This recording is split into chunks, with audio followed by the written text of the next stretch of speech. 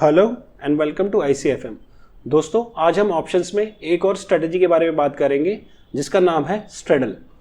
Straddle कब और किस सिचुएशन में बनाया जाता है और उसके ब्रेक इवन पॉइंट्स क्या होते हैं और उसमें प्रॉफिट एंड लॉस किस तरीके से कैलकुलेट किया जाता है, आज हम इस वीडियो में ये समझेंगे।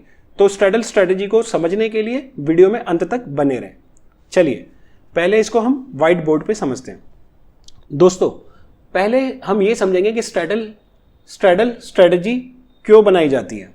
देखिए दोस्तों, कई बार क्या होता है, मार्केट में ऐसे कुछ इवेंट्स होते हैं जिसका हमारे को ये अंदाजा होता है कि इन इवेंट्स की वजह से मार्केट पे एक बड़ा इम्पैक्ट पड़ सकता है, यानी कि मार्केट ज़्यादा ऊपर या ज़्यादा नीचे जा सकता है। जैसे कि बजट के अंदर कोई डिसीजन ऐसा ले लिया जाए जिससे मार्केट पे गहरा इंपैक्ट पड़ता हो, तो मार्केट ज़्यादा ऊपर या ज़्यादा नीचे हो सकता है। या फिर इलेक्शन के रिजल्ट्स, इसमें भी हम लोग ये प्रेडिक्ट नहीं कर सकते कि मार्केट ऊपर जाएगा बाद में या नीचे जाएगा, लेकिन हाँ, इसका हमारे को ये अंदाज़ा होता है कि मार्केट पे एक बड़ा इंपैक्ट पड़ सकता है। तो अगर अब मान लीजिए निफ्टी 18,000 चल रहा है और बजट या इलेक्शन रिजल्ट ऐसा कोई इवेंट है, तो हमारी एक्सपेक्टेशन होती है मार्केट 18,000 से 18,500 या इससे भी ऊपर जा सकता है, या फिर नीचे में अगर हम ले लें 17,500 या इससे भी नीचे जा सकता है। तो हम स्ट्रेडल स्ट्रेटजी का यूज करते हैं। देखिए दोस्तों, स्ट्रेडल पहले तो हम ये देखेंगे बनाते कैसे हैं।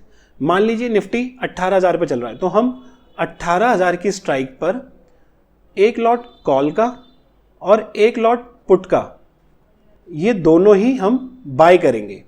मान लेते हैं कॉल का प्राइस 200 रुपये है और पुट का भी 200 रुपये ही है, तो ये स्ट्रेडल की वैल्यू हमारे को पड़ी 400 रुपये की। अब जैसा कि हमने मार्केट में एक्सपेक्ट किया था कि मार्केट में ज़्यादा मूवमेंट आ सकती है, बाजार 500-700 पॉइंट ऊपर या 500-700 पॉइंट नीचे जा सकता है। तो देखते हैं स्ट्रेडल उस सिचुएशन में कैसे काम करता है। तो दोस्तों, पहले हम अपसाइड का एग्जाम्पल लेते हैं।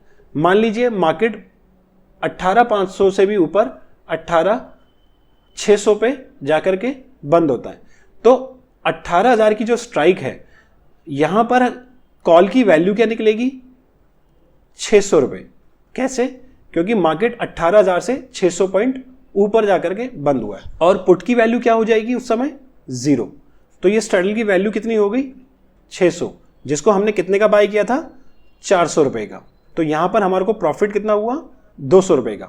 ऐसे ही नीचे का भी एक एग्जांपल ले लेते हैं। मान लीजिए मार्केट 17,500 जो हमने सोचा था वहां से भी नीचे चला गया और 17,300 तक जाके बंद हुआ, तो 18,000 की कॉल की वैल्यू सिचुएशन में क्या हो जाएगी? 0, क्योंकि मार्केट नीचे चला गया। और 18,000 की पुट की वैल्यू क्या हो जाएगी? 700 रुपये।